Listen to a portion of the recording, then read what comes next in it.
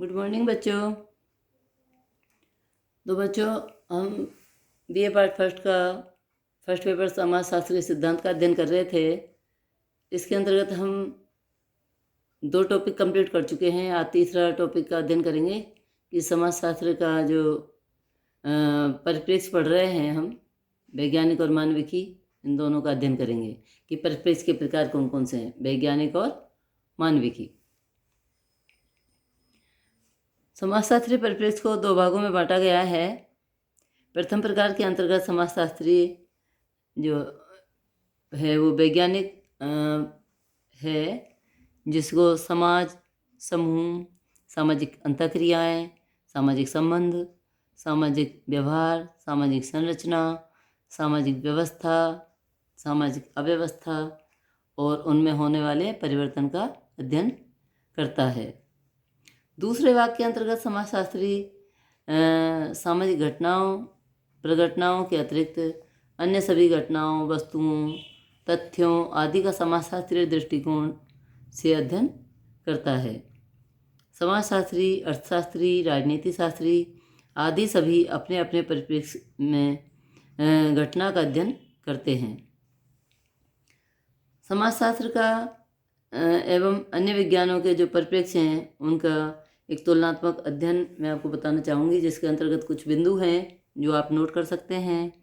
जिनमें पहला है कि समाजशास्त्र की अर्थशास्त्र से हम तुलना कर सकते हैं या कई समाजशास्त्रियों ने की है, समाजशास्त्र की अर्थशास्त्र से। दूसरा है समाजशास्त्र की तुलना की है राजनीति विज्ञान से। तीसरा विज्ञान है इतिहास, चौथा मनोविज्ञान और पांचवा है मानवशास्त्र। तो कुछ समाजशास्त्रियों ने समाजशास्त्र की तुलना इन सभी विज्ञानों से की है। ये जो समाजशास्त्रीय परिप्रेक्ष्य है, वैज्ञानिक परिप्रेक्ष्य, इसकी कुछ प्रमुख विशेषताएं हैं, उसके आधार बताए गए हैं, जिनको कुछ समाजशास्त्रियों के अनुसार मैं बताने का प्रयास करूंगी। तो बच्चों, चिनोय तथा गुडियाहार्ट ने समाजशास्त्रीय परिप्रेक्ष्य के आधार की विवेचना की है, जिनके अनुसार अवधारणाएं एवं भाषा, तथ्य, चर जिनको वेरिएबल बोलते हैं, उपकल्पना जिनको हाइपोथेसिस बोलते हैं, एवं सिद्धांत यानी थ्योरी प्रमुख आधार यानी इनके निश्चित किए जा सकते हैं। किसी भी विज्ञान के परिप्रेक्ष्य में इन आधारों की प्रमुख भूमिका होती है। समाजशास्त्रीय परिप्रेक्ष्य जो है, इसके आधार निम्नलिखित बताए हैं, जिनमें पहला है अवधारणाएं, दूसरा चर, तीसरा आधार है तथ्य और चौथा उपकल्पना और पांचवा आधार है सिद्धांत। इसके बाद हम अध्ययन करेंगे समाजशास्त्रीय जो परिप्रेक्ष्य है उसकी प्रकृति कैसी होनी चाहिए। तो उसको समाजशास्त्रियों ने कुछ बिंदुओं में बताने का प्रयास किया है, तो आप इसको नोट कर सकते हैं। तो समाजशास्त्रीय परिप्रेक्ष्य है, उसका 2 प्रकार हैं, वैज्ञानिक परिप्रेक्ष्य और मानविकी या मानवतावादी परिप्रेक्ष्य। तो बच्चों, समाजशास्त्र का जो वैज्ञानिक परिप्रेक्ष्य है उसका कुछ बिंदुओं में मैं बताना चाहूँगी। जैसे वैज्ञानिक अध्ययन पद्धति, पहला है वैज्ञानिक अध्ययन पद्धति। समाजशास्त्र का जो वैज्ञानिक परिप्रेक्ष्य है उसका अध्ययन किया गया है वैज्ञानिक अध्ययन पद्धति के माध्यम से। और दूसरा है कि विज्ञान की जो प्रमुख विशेषताएं बताई गई हैं उनके आधार पर अध्ययन किया है। तो विशेषताएं आप नोट कर सकते हैं। जैसे पहली है कारणता, कि क्या क्या कारण होने चाहिए, जिनके आधार पर हम समझ सकते हैं कि वैज्ञानिक परिप्रेक्ष्य क्या होता है। दूसरा है आनुभविकता यानी एक्सपीरियंस, अनुभव के आधार पर बता सकते हैं। तीसरा सार्वभौमिकता, यानी जो समाज में तथ्य पाए जाते हैं वो प्रत्येक स्थान और प्रत्येक समय में विद्यमान होते हैं। और चौथा बिंदु है अवलोकन, मीन्स ऑब्जर्व करना, यानी जो घटनाएं समाज में हमें दिखाई देती हैं, जो तथ्य दिखाई देते हैं वो हमें दिखते हैं।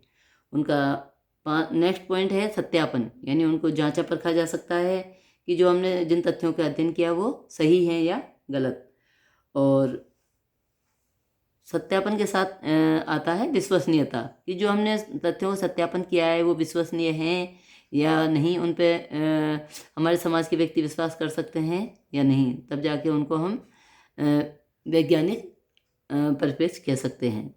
और इसके बाद लास्ट जो हमारा बिंदु है वैज्ञानिक परिप्रेक्ष्य का, वो है सामान्यीकरण, यानी कारणता, आणविकता, सार्वभौमिकता, अवलोकन, सत्यापन और विश्वसनीयता के बाद जो सबसे प्रमुख बिंदु है सामान्यीकरण की, जो सिद्धांत जिनकी हमने अवलोकन किया है, ऑब्जर्व किया है, जिनको हमने ढूंढ निकाला है समाज में से वो सही हैं या नहीं, उनका हम सामान्यीकरण कर सकते हैं। तो इसके बाद हम अध्ययन करेंगे बच्चों समाजशास्त्रीय वैज्ञानिक परिप्रेक्ष्य का विकास कैसे हुआ। तो ऑगस्ट कॉम्ट जो समाजशास्त्री हैं, इनके अतिरिक्त कुछ अन्य समाजशास्त्री हैं जिनका मैं आपको नाम बताना चाहूँगी, जिनके अनुसार आप अध्ययन कर सकते हैं। जिनमें सबसे पहले ऑगस्ट कॉम्ट, इसके बाद आते हैं हर्बर्ट स्पेंसर, इसके बाद एमाइल दुर्खीम, और इनके बाद नेक्स्ट समाजशास्त्री हैं मैक्स वेबर, इसके बाद बिल फेरेडो परेटो, और बाद में आते हैं टॉलकट पार्सन्स, और इसके उपरांत रॉबर्ट के मर्टन जो 7वें समाजशास्त्री हैं। इन सभी समाजशास्त्रियों ने वैज्ञानिक परिप्रेक्ष्य का विकास किया है। घटनाओं की भौतिक विज्ञानों की जो वैज्ञानिक पद्धति है एवं परिप्रेक्ष्य है, उसके अनुसार निम्न प्रकार से जो है निम्नलिखित अध्ययन किया जा सकता है। जैसे सबसे पहले आता है वैज्ञानिक अवस्था, इसके बाद आती है तात्विक अवस्था, और थर्ड स्टेज आती है वो है धार्मिक अवस्था। ये तीनों अवस्थाएं हैं ऑगस्ट कॉम्ट के ज्ञान की अवस्थाएं। ठीक है बच्चों, अब हम अध्ययन करेंगे कि August Comte, Herbert Spencer, amyl Durkheim, max weber, bill Pareto और टॉलकट पार्सन्स, इन सभी में से मैं आपको बताना चाहूँगी कि जो पार्सन्स समाजशास्त्री हैं, उन्होंने वैज्ञानिक परिप्रेक्ष्य की कुछ विशेषताएं बताई हैं जिनको आप बिंदुओं में लिख सकते हैं। जैसे आनुभविकता, दूसरा बिंदु है तार्किक सुसंगतता, तीसरा है तार्किक स्पष्टता, और चौथा बिंदु है सिद्धांतों की सामान्यता। इस प्रकार इन्होंने जो कुछ बिंदुओं के अतिरिक्त एक समाजशास्त्री हैं मर्टन, उनके अनुसार भी समाजशास्त्रीय वैज्ञानिक परिप्रेक्ष्य के आधार बताए गए हैं, जिनमें पहला है सार्वभौमिकता, यानी घटनाएं जो हैं प्रत्येक स्थान और प्रत्येक समय पर पाई जाती हैं। दूसरा बिंदु इन्होंने बताया मर्टन ने कि संगठित संदेहवाद होता है, और तीसरा है संप्रेषणीयता पाई जाती है। चौथा है नैतिक तटस्थता पाई जाती है, यानी उनमें हम पक्षपात नहीं कर सकते, जो तथ्य जैसे देखे गए हैं उनका वैसा का वैसे ही अध्ययन किया जाता है। इस प्रकार मर्टन ने उनको वैज्ञानिक परिप्रेक्ष्य देखा है। और पांचवा बिंदु इन्होंने बताया है रुचिहीनता, यानी उनमें हमको इंटरेस्ट नहीं लेना है।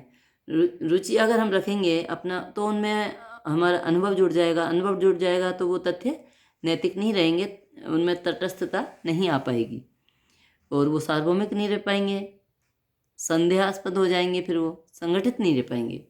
तो मर्टन ने उनमें रुचिहीनता बताया है। तो बच्चों इसके बाद हम जो वैज्ञानिक परिप्रेक्ष्य है, इसके बाद हम दूसरा प्रकार है परिप्रेक्ष्य का, वो है मानवतावादी। उसको मैं अभी नेक्स्ट चौथे टॉपिक के अंतर्गत बताना चाहूँगी।